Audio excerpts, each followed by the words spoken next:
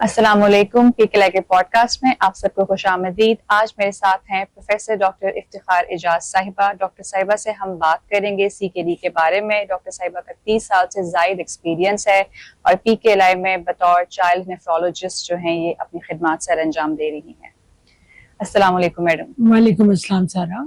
आपका पहले बहुत शुक्रिया कि आपने हमारे लिए टाइम निकाला। अच्छा मैडम, ये जो सीकेडी है ये मुझे बताएं कि हमने सुना है ये क्या है, आम जबान में कैसे इसको बताएंगी? सबसे पहले तो सीकेडी से बनता क्या है? Chronic kidney disease. अगर हम उर्फे आम में देखें तो क्रॉनिक का मतलब होता है दायमी बीमारी। सो आसान जुबान में हम ये बता सकते हैं कि ये गुर्दों की दायमी बीमारी को कहा जा सकता है, जिसकी बहुत सारी वजूहात हैं। दायमी बीमारी का मतलब ये होता है कि बीमारी इतनी आगे जा चुकी है कि गुर्दा सिकुड़ गया है। अच्छा। और अब उसमें वापसी का रास्ता या बहुत मुश्किल है या तकरीबन नामुमकिन है और उसको ट्रांसप्लांट कराना पड़ेगा या डायलिसिस पे ऐसे मरीज को रखना पड़ेगा। तो ये बच्चों में कितनी आम है? पाकिस्तान में अगर हम देखें तो ये कितनी आम है ये बीमारी? बच्चों के अंदर भी ये बीमारी काफी आम है और दिन ब दिन बल्कि ये हम कह सकते हैं कि थोड़ी बढ़ती चली जा रही है। अच्छा। जिसकी बहुत सारी वजूहात हम आगे डिस्कस करेंगे, जिसमें गैर जरूरी अद्वियात का इस्तेमाल भी एक वजह है।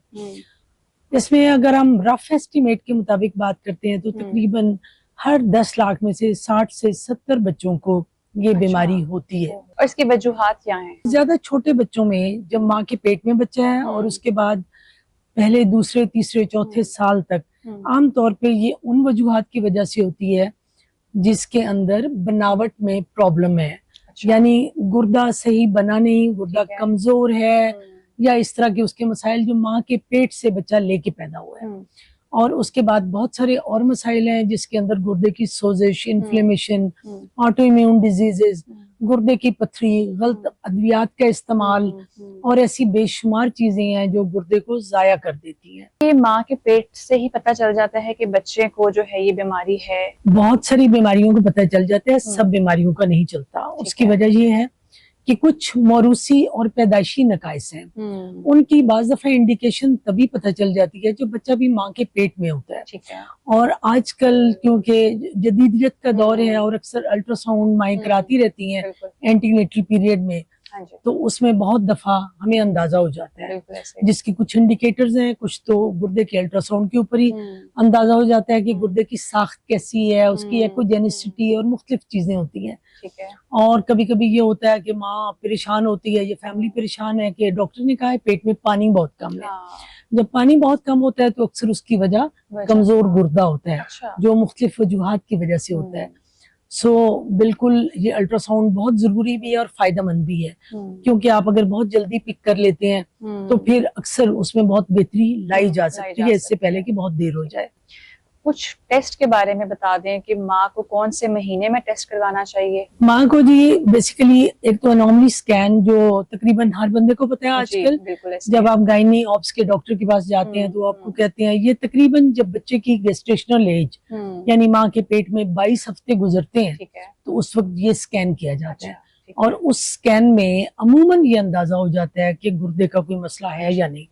लेकिन उसके बाद भी अगर शक है तो फिर सीरियल 2-3 और स्कैन करने पड़ते हैं। उसकी वजह यह है कि एक तो आप कंफर्मेशन करते हैं जो भी मसला आपने पिक किया है, और उसके साथ साथ हमने ये भी देखना होता है कि कितनी तेजी से वो तकलीफ आगे बढ़ रही है या हमें इस वक्त क्या करने की जरूरत है। क्योंकि कभी कभी ऐसे होता है कि कोई 5000 में से एक बच्चा ऐसा है जिसके गुर्दे बिल्कुल नाकार है, ये बने ही नहीं है। सो उसका तो सर्वाइवल ही नामुमकिन होता है। तो वो जाहिर है माँ बाप के लिए भी एक बहुत emotional trauma, shock like condition, उनको काउंसिल भी करना है, उनको समझाना भी है, मैनेज भी करना है। सो ये नहीं है कि हर हफ्ते उठ के अल्ट्रासाउंड कराने चल पड़े, लेकिन ये जरूर है कि उस पे नजर रखना जरूरी है। ठीक है। अच्छा, अब बच्चा हो गया है और फिर कितने टाइम के बाद पता लग सकता है कि इस बच्चे को गुर्दे का कुछ मसला है? अगर तो सारा ये वही सारी बीमारियां जिनका जिक्र मैंने किया, जिसमें मसाने की ऑब्स्ट्रक्शन, नाली के अंदर रुकावट, खास तौर पे बेबी बॉयज के अंदर ये खासा कॉमन प्रॉब्लम है।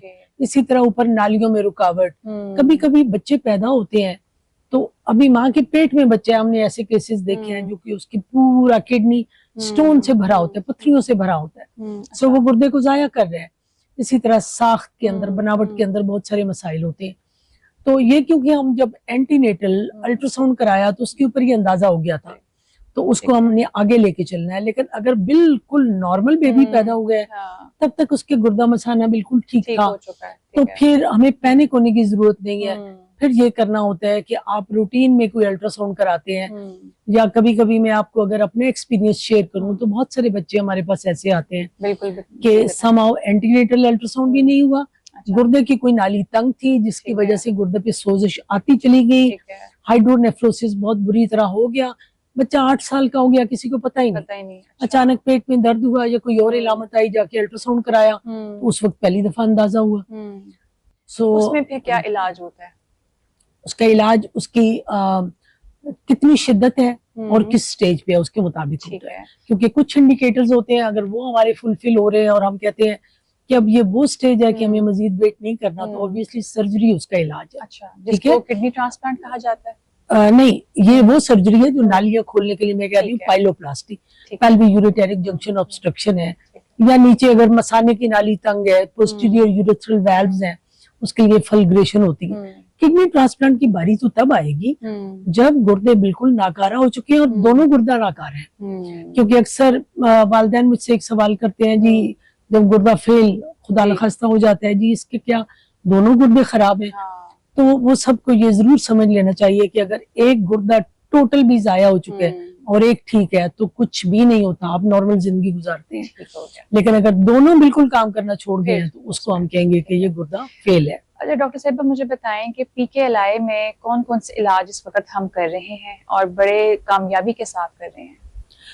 अल्हम्दुलिल्लाह जी, इस वक्त Pakistan kidney and liver institute के अंदर हमारे पास हर तरह की तशखीस की फैसिलिटी मौजूद है, हर तरह की इलाज की फैसिलिटी मौजूद है, जिसमें हर तरह के मरीज जो बच्चों के अंदर बीमारियां हैं, जैसे अक्सर लोग इस चीज का शिकार होते हैं या उनको आइडिया होता है, बच्चा सूज जाता है, नेफ्रोटिक सिंड्रोम, यूरिन के इन्फेक्शन है, किडनी स्टोन्स हैं, किडनीज की जो बनावट और जो मैंने कहा रुकावट नालियों की, इस तरह के मसाइल हैं, पैदाइशी तौर पे ट्यूबें कमजोर हैं, इन सारी चीजों का इलाज हम अद्वियात के साथ भी करते हैं और जहाँ कहीं सर्जरी की जरूरत है उसको भी इलाज किया जाता है। इसके अलावा यहाँ पे किडनी ट्रांसप्लांट की सहूलत मौजूद है और रूटीन में हम किडनी ट्रांसप्लांट करते हैं जिन बच्चों को उसकी जरूरत होती है।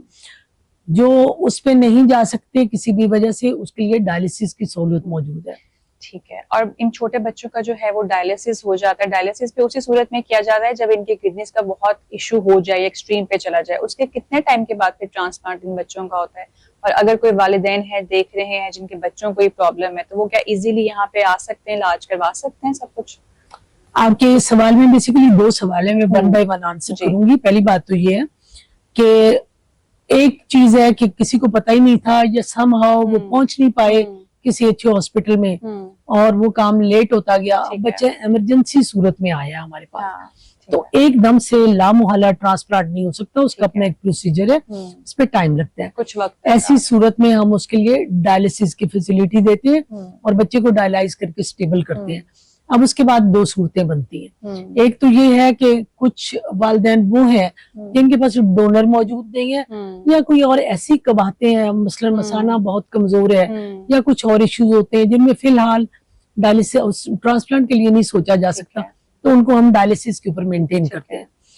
दूसरी सूरत वो है कि बच्चे का गुर्दा तो फेल हो गया है लेकिन अभी उस तरह की खुदा न खास्ता बहुत इमरजेंसी की सूरत नहीं है, यानी उसको दौरे नहीं पड़ रहे, उसके जिस्म में बहुत ज्यादा पानी नहीं भर गया, उसके पोटेशियम का लेवल बहुत पीक पे नहीं चला गया, तो ऐसी सूरत में हमारे पास टाइम है और अगर वालिदैन रजामंद है तो हम 1 से 2 महीने में उसका सारा वर्कअप कंप्लीट करके डायरेक्टली उसका ट्रांसप्लांट कर सकते हैं।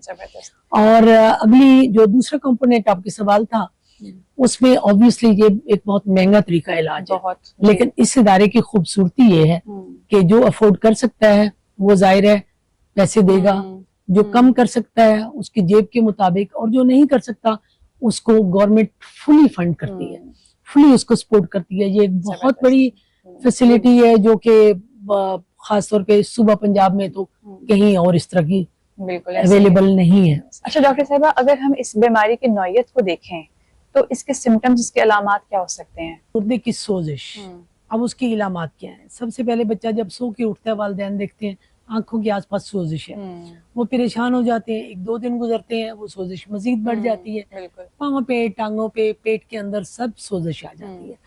पेशाब पे अगर उनकी नजर पड़ती है तो पेशाब के अंदर फ्रॉथ, झाग सी आना शुरू हो जाती है। सो ये अक्सर एक बीमारी जो सोजिश वाली कैफियत की बीमारी, नेफ्रोटिक सिंड्रोम, अगर हो सकता है आप में से किसी का एक्सपीरियंस भी हुआ देखने का, तो इसको इग्नोर नहीं करना चाहिए, इसको फौरी तौर पे ट्रीटमेंट की तरफ ले जाना चाहिए। इसी तरह इससे मिलती जुलती सोजिश की और बीमारियां हैं जो खासी थोड़ी सी ना मुश्किल होती हैं ट्रीट करनी और कॉज ऑफ कंसर्न भी हैं, जिसके अंदर पेशाब, काला माइल, रेडिश या जैसे ब्राउनिश से कलर का, तो इसका मतलब है कि उसमें बहुत ब्लड आ रहा है, इसको आप कभी इग्नोर मत कीजिए। इसी तरह ब्लड प्रेशर उसके साथ हाई हो सकता है। फिर अगर आपने देखा है कि बच्चे की पेशाब में कभी कभार ब्लड आता है या खास तौर पे अगर पथरियां आ रही हैं या आपने पिक किया कि पेशाब के अंदर पथरी निकली है या वो दर्द की शिकायत करता है जो आम तौर पे या लंबर पेट में अगले पिछले हिस्से में दर्द और नीचे की तरफ आ सकती है, तो ये इलामतें इस तरफ इंडिकेट करती हैं कि उसको स्टोन डिजीज है और इसका फौरी तौर पे मुआयना और इलाज बहुत जरूरी है। छोटे बच्चों के अंदर मैं आपको ये जरूर बताना चाहूंगी, जैसे हमने पहले बात की कि कुछ पैदाइशी नकाइस हैं जिसके अंदर पेशाब की नाली के अंदर रुकावट एक बहुत बड़ा मसला है। उसमें क्या होता है कि बच्चे बहुत जोर लगा के पेशाब करते हैं और उनकी धार अच्छी नहीं होती, धार टूट टूट के आती है या कतरा कतरा पेशाब गिरता है। तो ऐसी सूरत में भी फौरी तौर पे अपने वालिद से जरूर मशवरा करना है। फिर एक और अहम चीज की तरफ मैं आपकी तवज्जो मबजूल कराना चाहूंगी कि आप सर्च भी करेंगे तो आपको ऑब्वियसली ये चीजें मिल जाएंगी, जिसको कहते हैं न्यूरोजेनिक ब्लैडर। बच्चा पैदा होता है, उसकी कमर के ऊपर पीछे एक फोड़ा होता है। अच्छा, वालिदैन परेशान होकर डॉक्टर के पास जाते हैं, न्यूरोसर्जन साहब क्या करते हैं, वो ऑब्वियसली आपकी परेशानी को देखते हुए कहते हैं ऑपरेशन कर देते हैं, इसके ऊपर से हम ये काट के बंद कर देते हैं। वो हो गया, पेरेंट्स भी खुश हो गए, जी मसला हल हो गया। लेकिन मसला एक्चुअली अंदर ही है, क्योंकि हराम मगज के अंदर जो नर्व्स जा रही थी वो सारी कमजोर है, मसाने का पूरा सिस्टम कमजोर हो चुके हैं। यही पेशाब बैक प्रेशर दे रहा है किडनीज को। वही बच्चे अक्सर 3-4-5 साल बाद हमारे पास गुर्दे फेल के साथ आ जाते हैं। सो इसको भी कभी इग्नोर नहीं करना, आपने अपने नेफ्रोलॉजिस्ट से जरूर मिलना है ताकि गुर्दे को फेल होने से बचाया जा सके। अच्छा, 1-2 और चीजें बहुत जरूरी है जो मैं आपको बताती चली जाती हूँ। बाज दफा पैदाइशी नकाइस होते हैं जिनमें बच्चों की किडनीज की नालियां कमजोर होती हैं। वैसे तो हम ये सुनते हैं जी गुर्दा कमजोर है, गुर्दा पेशाब नहीं बना रहा, तो यूरिन बहुत कम हो गया या आ नहीं रहा। अब इसमें उल्टी गंगा है। इसमें बच्चा लपक लपक के पानी पी रहा है, बहुत ज्यादा प्यास है और बहुत ज्यादा पेशाब किए जा रहे हैं। इसका बरवक्त तशखीस और इलाज नहीं होती तो हड्डियां घुलती चली जाती है, कमजोर बच्चा बहुत छोटे कद का, वजन कम, भूख कम, खून की कमी का शिकार, टांगे टेढ़ी और अल्टीमेटली ये गुर्दा भी फेल हो जाता है। सो इस तरह की जितनी भी चीजें हैं वो इलामात जो सबसे पहले आपको अलर्ट देंगी और आप सबसे पहले अलर्ट लेने वाले होंगे, वालिदैन जो केयर टेकर, उसके बाद आप अपने डॉक्टर के पास आएंगे। तो इसी तरह बहुत सारी बीमारियों की जो इलामात है परटेनिंग टू दैट डिजीज जो एक्चुअली वो मसला कॉज कर रही है उसके साथ, और फिर मोटी मोटी इलामात वही पीलापन, नशोनुमा में कमी, भूख की कमी वगैरह वगैरह, ब्लड प्रेशर का हाई हो जाता है। बिल्कुल। अच्छा, अब मेरा आपसे आखिरी सवाल ये है कि एक दफा ट्रांसप्लांट हो गया बच्चे का तो उसके आगे की जो जिंदगी है वो कैसी होगी? ये मैं आपको बताती चली जाऊं कि कुदरत ने हमें एजाज दिए और कुदरत बहुत मेहरबान है। जैसे मैंने कहा ना, एक गुर्दे के साथ भी काम चल सकता है, अल्लाह ने बोनस के तौर पे एक और दे दिया। सो हर चीज, हमारा जिस्म एक फैक्ट्री की मानंद है जो 24 घंटे हम सो भी रहे हैं, काम कर रहे हैं, तो उस सबको टेक केयर कौन कर रहा है? गुर्दा कर रहा है, लिवर कर रहा है, इस तरह के अज़ा कर रहे हैं। अब जाहिर है जब गुर्दा नहीं है तो मसाइल आए तो हमने सोचा कि एक नया बिल्कुल सेहतमंद गुर्दा रख के काम चलाएं, और जाहिर है ये साइंस की जो आजकल की एडवांसमेंट है इससे बड़ा मिरेकल हो गया। तो यूं समझिए कि तकरीबन नॉर्मल जिंदगी गुजरती है, लेकिन 1-2 चीजें जरूर जेब में रखनी है। एक तो देखें कि एग्जैक्ट जो अल्लाह ने जो नेचर बनाई है, जो चीजें बनाई है, उसका मैच कोई नहीं है दुनिया में, ठीक है, ये उसके क्लोज बाय मैच जरूर है। लेकिन इसमें ये है कि जब हम ऊपर से एक किसी दूसरे का आर्गन जिस्म में रखते हैं तो जिस्म उसको इतनी आसानी से कबूल नहीं करता, आपको एक्स्ट्रा केयर करनी है। इन्फेक्शन कंट्रोल के लिए उसकी अद्वियात का इस्तेमाल, उसको टाइम पे देना, उसको डॉक्टर के जो प्रिकॉशंस हैं उसके मुताबिक चलना। बाकी अल्हम्दुलिल्लाह लाइफ नॉर्मल है, बच्चा स्कूल जाएगा, खेलेगा कूदेगा, शादी करेगा, नॉर्मल लाइफ गुजार सकते हैं। Thank you so much doctor साहिबा, आपके टाइम के लिए। आपने बहुत ही डिटेल गुफ्तगू की और बहुत ही अच्छे तरीके से आपने इसको एक्सप्लेन किया। जी नाज़रीन, आपने आज का हमारा पॉडकास्ट देखा। इसके साथ ही और मजीद एपिसोड्स के साथ हम हाजिर होंगे। देखते रहिए PKLI के प्लेटफॉर्म से ये हमारे सारे पॉडकास्ट। तब तक के लिए अल्लाह हाफिज, शुक्रिया।